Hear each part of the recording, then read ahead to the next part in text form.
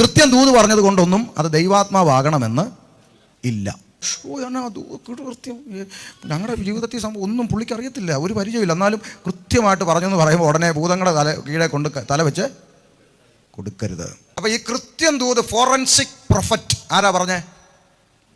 ഭൂതം. അത്യുന്നതനായ ദൈവത്തിന്റെ ദാസന്മാർ രക്ഷാമാർഗം നിങ്ങളോട് അറിയിക്കുന്നവർ എന്ന് വിളിച്ചു പറഞ്ഞു. ഈ ദൂത് കള്ളമാണോ സത്യമാണോ? നിങ്ങൾ പറ, ഈ ദൂത് കള്ളമാണോ സത്യമാണോ? ഒരു വരി പോലും തെറ്റില്ല. ഇവർ അത്യുന്നതനായ ദൈവത്തിന്റെ ദാസന്മാർ ഇവിടെ വന്നിരിക്കുന്നത് രക്ഷാമാർഗം പറയാനാണെന്ന് ഉള്ള ദൂത് സത്യമാണ്. ഈ സഹോദരി ഇവരെ മുമ്പ് കണ്ടിട്ടുണ്ടോ? ആരെങ്കിലും വിട്ട് അന്വേഷിച്ചറിഞ്ഞിട്ടുണ്ടോ? ഇല്ല. പക്ഷെ കൃത്യം ദൂതല്ലേ പറഞ്ഞേ?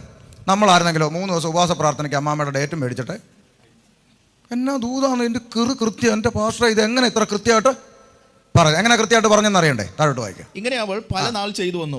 പൗലോസ് മുഷിഞ്ഞ് തിരിഞ്ഞു നോക്കി അവളിലുള്ള ഭൂതത്തോട്, അവളെ വിട്ടുപോകുവാൻ ഞാൻ യേശുക്രിസ്തുവിന്റെ നാമത്തിൽ നിന്നോട് കൽപ്പിക്കുന്നു എന്ന് പറഞ്ഞു. ആ നാഴികയിൽ തന്നെ അത് അവളെ വിട്ടുപോയി. അപ്പൊ ഈ കൃത്യം ദൂത്, ഫോറൻസിക് പ്രൊഫറ്റ് ആരാ പറഞ്ഞേ? ഭൂതം. മനസ്സിലായോ? അതുകൊണ്ട് ആരെങ്കിലും ബഹ്റൈനിൽ വന്ന് ഇറങ്ങിയിട്ട് എന്നാ കൃത്യം ഞങ്ങളുടെ ജീവിതത്തിൽ ഒന്നും പുള്ളിക്ക് അറിയത്തില്ല, ഒരു പരിചയമില്ല, എന്നാലും കൃത്യമായിട്ട് പറഞ്ഞെന്ന് പറയുമ്പോൾ ഉടനെ ഭൂതങ്ങളുടെ കീഴെ കൊണ്ട് തല വെച്ച് കൊടുക്കരുത്. അപ്പോൾ ചോദിക്കാം, പിന്നെ ഇനിയിപ്പം പ്രവചനം എങ്ങനെ വിശ്വസിക്കുക? നമുക്ക് അടുത്ത ദിവസങ്ങളിലെ ക്ലാസ് ഉണ്ടല്ലോ. പ്രവചനം ഇല്ല എന്നൊന്നും അല്ല നമ്മൾ പഠിപ്പിക്കുന്നത്. വേദപുസ്തകത്തിൽ എഴുതപ്പെട്ട എല്ലാ കൃപാവര ശുശ്രൂഷകളും കർത്താവിൻ്റെ വരവോളം ദൈവസഭയിലുണ്ട്. അതിലൊന്നും നമുക്ക് പ്രശ്നമില്ല, തടസ്സമില്ല. പക്ഷേ ശരിയും തെറ്റും ദൈവമക്കൾ തിരിച്ചറിഞ്ഞ് പഠിക്കണം. അല്ലെങ്കിൽ എന്ത് സംഭവിക്കുമെന്ന് വെച്ചാൽ, കുടുംബത്തിൽ ഒരു തിക്ത അനുഭവം നേരിട്ടാൽ അവരുടെ ഹൃദയം കഠിനപ്പെട്ടു പോകും. പിന്നെ അവർ പറയും പെന്തിക്കോസുകാരെല്ലാം കള്ളന്മാരാണെന്ന് പറയും. അവർ തിരിച്ചു പോകും, അവരുടെ ഹൃദയം കഠിനപ്പെട്ടു പോകും. പിന്നെ ഏത് പാസ്റ്റർ സംസാരിച്ചാലും അവരെ മടക്കിക്കൊണ്ട് വരാൻ പറ്റാത്തവണ്ണം അവരുടെ ഹൃദയത്തിൽ മുറിവേൽക്കും. ഒരു കാര്യം നമ്മൾ മനസ്സിലാക്കണം, അകത്ത് വരാത്ത ഒരുത്തനെ നമുക്ക് എങ്ങനെയെങ്കിലും കൊണ്ടുവരാം.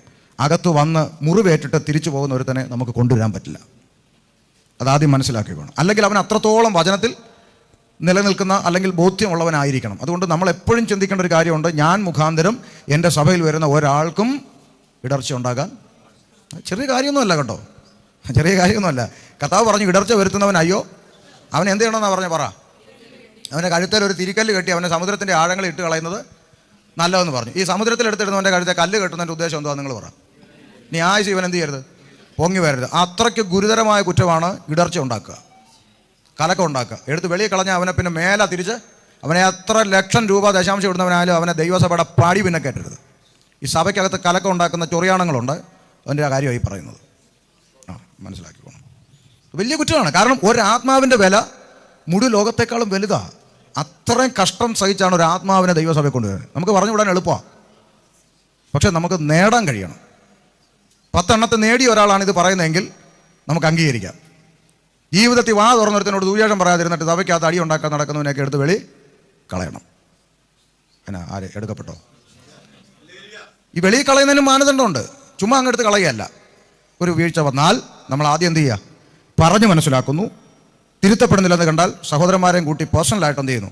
സംസാരിക്കുന്നു. എന്നിട്ടും തിരുത്തപ്പെടുന്നില്ലെന്ന് കണ്ടാൽ അത് സഭയെ പരസ്യമായി അറിയിക്കുന്നു. 2 തവണ ഞങ്ങൾ സഹോദരന്മാരുമായി ഈ നിലയിൽ ഈ സഹോദരനെ ഞങ്ങൾ ബോധ്യം വരുത്താൻ ശ്രമിച്ചു, പക്ഷേ ഈ സഹോദരൻ എന്ത് ചെയ്യുന്നില്ല?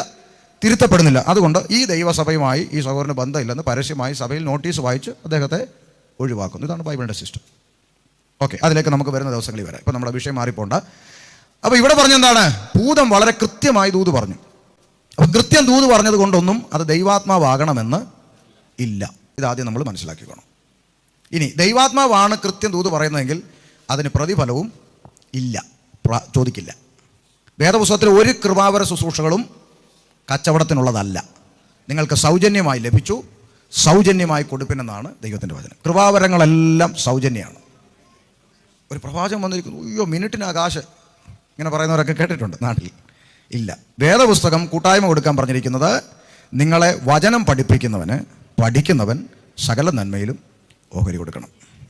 വചനം പഠിപ്പിക്കുന്നത്. 2, സുവിശേഷം അറിയിക്കുന്നവർ സുവിശേഷ നിമിത്തം ഉപജീവനം കഴിക്കണം. ഈ 2 കൂട്ടർക്ക് റൈറ്റ് ഉണ്ട്. കൃപാവരങ്ങൾ നിങ്ങൾക്ക് സൗജന്യമായി ലഭിച്ചു, സൗജന്യമായി കൊടുത്തു. പക്ഷേ ഇന്ന് അങ്ങനല്ല.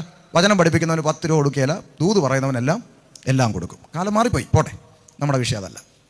അപ്പോൾ ഇവിടെ ഇങ്ങനെയാണ് സംഭവം കിടക്കുന്നത്. ദൈവാത്മാവിൻ്റെ നിയോഗം, അതാണ് നമ്മൾ പറഞ്ഞു വന്ന വിഷയം. ഒരു നിയോഗം ദൈവം നമുക്ക് തരും. ഒരു അനുഭവം വ്യക്തിപരമായി പറഞ്ഞിട്ട് അടുത്ത 3 നിലയിൽ ദൈവം സംസാരിക്കുമെന്ന് നമ്മൾ പഠിച്ചുകൊണ്ടിരിക്കും.